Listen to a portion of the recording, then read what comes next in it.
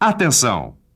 Vai começar agora uma teleaula de ensaios de materiais do curso profissionalizante. Este módulo tem um total de 25 aulas. Hoje você vai assistir a teleaula número 5. Bons estudos!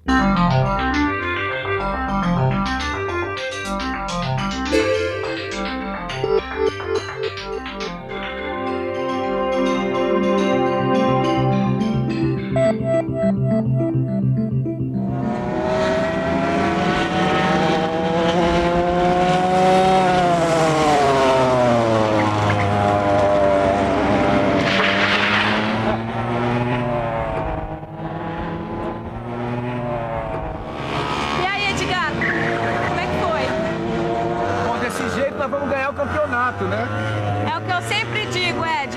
Não adianta nada ter uma máquina poderosa que nem a nossa se o piloto não conseguir tirar dela tudo que ela tem para dar. No ensaio de materiais é a mesma coisa. Não adianta nada uma máquina realizar diversos tipos de ensaios se o profissional não sabe analisar os resultados.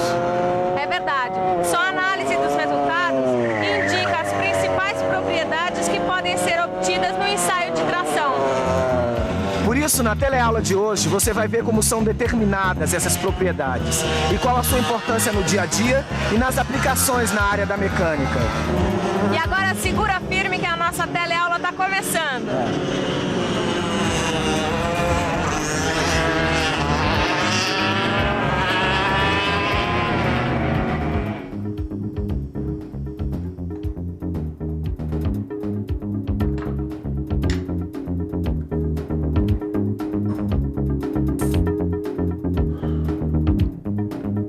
E aí, Silva, o que é que manda hoje? Ô, Caio, isso aqui é uma encomenda lá do pessoal da ferramentaria. Tá, e o que é isso aí? É uma peça nova que eles vão produzir por estamparia. E o que a gente tem a ver com isso? Escuta aqui, ô Caio, você tá ou não tá fazendo estágio em ensaio de materiais? Tô. Desculpa, Silva. É que hoje eu tô um pouco distraído. Mas eu entendi o que você quis dizer.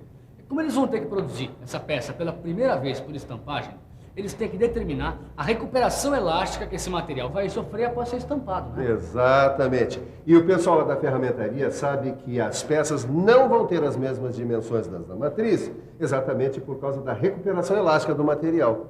E essa recuperação corresponde ao alongamento elástico? Corresponde. E como você sabe, ô Caio, a gente mede o alongamento elástico do corpo de prova aqui com esse equipamento, com esse aparelho, o extensômetro, que fica preso no corpo de prova. Portanto, com o extensômetro preso no corpo de prova, você consegue medir o alongamento elástico. Agora, você se lembra que o alongamento plástico define a ductilidade do material? Isso quer dizer que quanto maior for o alongamento plástico do material, mais fácil ele vai ser deformado. E no dia a dia da indústria é muito importante conhecer o alongamento. Afinal, é pelo alongamento que nós podemos saber qual tipo de material é o mais indicado para um determinado processo de produção. Ou seja, se é melhor trabalhar com forjamento a frio, com laminação, com estamparia profunda ou com algum outro processo. Isso vai depender do alongamento do material usado. E para calcular esse alongamento, você já sabe, basta que do comprimento final você subtraia o comprimento inicial e divida o resultado pelo comprimento inicial. Edgar, eu já sei como medir o comprimento final desse corpo de prova. Ah, é? Como é? Eu vou usar esses riscos que foram feitos durante a preparação do corpo de prova. Agora que você vai ver como esses riscos são úteis, viu? Olha, antes de mais nada, a gente precisa juntar as duas partes do corpo de prova. Mas elas têm que ficar bem juntinhas. Aí é só definir o risco mais próximo da ruptura, que deve estar mais ou menos no meio da parte útil. Depois de definido, é só contar a metade das divisões para um lado, 1, 2, 3, 4, 5, e para o outro, 1, 2, 3, 4, 5. Para chegar ao comprimento final, só é preciso medir a distância entre os dois extremos desta contagem. Só que esse método, Edgar, só funciona quando o corpo de prova rompe bem no meio da parte útil. Porque se a ruptura acontecer fora do centro, aí é preciso usar um método que é um pouco diferente. Então veja como é fácil esse método. Ele também começa com a localização do risco, que fica mais perto da ruptura. Depois, contamos n sobre 2 divisões de um dos lados. E no comprimento do lado oposto, compensamos com o número de divisões que forem necessárias para chegar a n sobre 2 divisões. Para descobrir o comprimento final, basta acrescentar ao número de divisões do lado menor as divisões necessárias para completar as n sobre 2 divisões. Se o peso no elevador for maior do que o permitido, o limite elástico do cabo de aço que sustenta o elevador pode ser ultrapassado. Aí o problema é que se a solicitação for acima do limite elástico, pode ocorrer uma deformação permanente, que pode levar a um rompimento do cabo. Por isso que é muito importante que o profissional da mecânica conheça muito bem o significado do limite elástico. Limite elástico significa a máxima tensão a que uma peça pode ser submetida sem sofrer uma deformação permanente. Você sabe como é que se faz para determinar esse valor? A rigor, seria preciso carregar e descarregar várias vezes, aumentando aos poucos a carga até se chegar a uma tensão que determinasse com precisão uma deformação permanente. É claro que isso ia dar um trabalhão enorme. Foi por isso que, sentindo a necessidade de determinar o limite elástico, em 1939, um cientista chamado Johnson bolou uma maneira de determinar o limite elástico aparente, que acabou sendo batizado de limite Johnson. Limite Johnson é igual à tensão na qual a velocidade de deformação é 50% maior do que na origem. Veja como ele é determinado. Antes de mais nada, é preciso traçar uma reta perpendicular ao eixo das tensões fora da região da curva tensão-deformação. Em seguida, é feito o prolongamento da reta da zona elástica, a partir do ponto O até que ela corte a reta FD no ponto E. Depois, é preciso marcar o ponto D, para que a medida do segmento FD seja igual a 1,5 vezes o segmento FE. Agora é só riscar a reta OD e traçar a reta MN, paralela à reta OD, tangenciando a curva tensão-deformação. Aí está. O limite Johnson é o valor de tensão do ponto tangencial A. Tá aqui, Silva. Já achei o limite Johnson desse corpo de prova. Ah, muito bom. Ô, Caio, você sabe que existe uma alternativa para o limite elástico? Não, qual é? É o limite de escoamento. É que ele também define o começo da deformação permanente. E como é que eu acho o limite de escoamento, então? É só prestar atenção na parada da escala da força durante o ensaio e no patamar produzido aqui por esse gráfico pela própria máquina. Com esse dado é possível calcular o limite de escoamento do material. Só que vários metais não possuem escoamento, Até mesmo as ligas que possuem escoamento muitas vezes não dá para observar. Por que, Edgar? Porque elas acontecem muito rápido e às vezes não dá para perceber quando eles acontecem. Por isso que ficou convencionado existir alguns valores para determinar o limite de escoamento. E quais são esses valores? Bom, ficou convencionado representar esses valores pela letra N, que corresponde ao alongamento percentual. Agora veja quais são os valores de uso mais frequentes.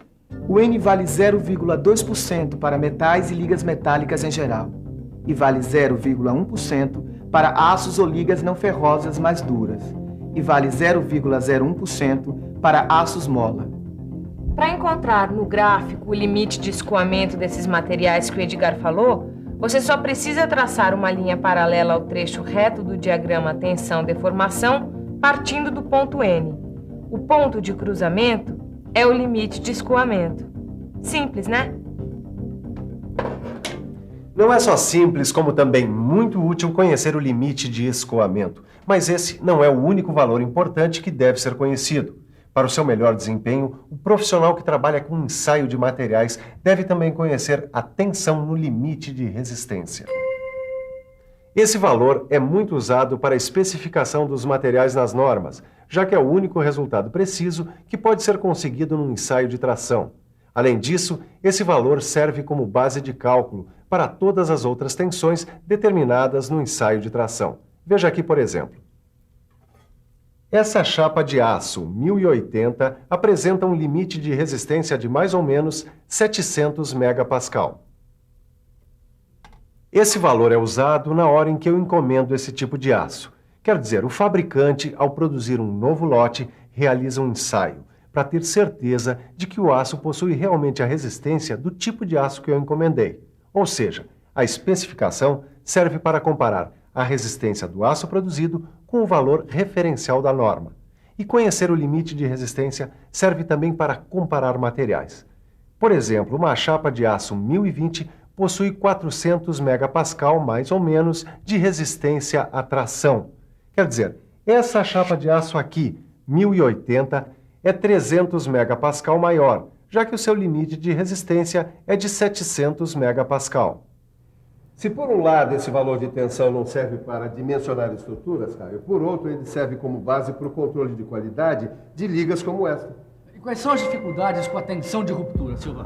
É que fica difícil determinar com precisão o limite de ruptura, porque não dá para a gente parar o indicador de força no momento exato da ruptura. Sem falar que limite de ruptura não serve para caracterizar um material. Ué, por que não? Porque quanto mais dúctil for o material, mais ele deforma antes de romper. Bom, com tudo que você aprendeu na teleaula de hoje, você já está pronto para interpretar um relatório de ensaio de tração como esse aqui, que você encontra no seu livro de estudos.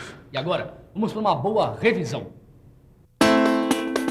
E atenção, se liga aí que é a hora da revisão. Na teleaula de hoje, você aprendeu a calcular o alongamento de um corpo de prova, viu como é determinado o limite elástico, o limite de escoamento e ainda ficou sabendo quais são as dificuldades com a tensão de ruptura. Com essa quarta e última teleaula sobre ensaio de tração, você já está pronto para um novo tipo de ensaio. Ele se chama ensaio de compressão. Mas esse é um outro assunto que fica para a próxima teleaula. Enquanto isso, você resolve os últimos exercícios sobre ensaio de tração que estão no seu livro de estudo. Até a próxima. Tchau!